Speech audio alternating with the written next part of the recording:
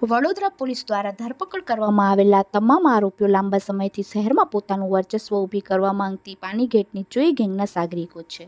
Gandhinagar crime ન્યૂઝમાં આપનું સ્વાગત છે.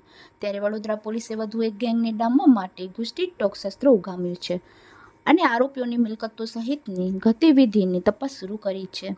આ ગેંગ અત્યાર સુધી હત્યાની કોશિશ, મારામારી, ખંડણી, અપહરણ, લૂંટ અને ચેન સ્નેચિંગ જેવા 128 ગુનામાં સામેલ છે.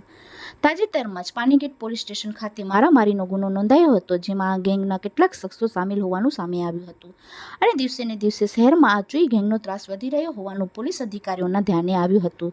જોકે અગાઉ પોલીસે ચોઈ ગેંગના માથાભારે કોનાલ કહાર, જે હાલ જેલમાં છે, તેની સામે ઘુસટી ટોક હેઠળ ગુનો નોંધ્યો હતો. જ્યારે સૂરજ કહાર ઉર્ફે ચોઈ, પ્રદીપ ઠક્કર ઉર્ફે જાડિયો, રવિ માછી, દીપક કહાર, પાર્થ બ્રહ્મભટ્ટ અને અરુણ માછીને વોન્ટેડ જાહેર કર્યા હતા. ત્યારે પોલીસે ઘુસટી ટોક હેઠળ કાર્યવાહી કરી છે.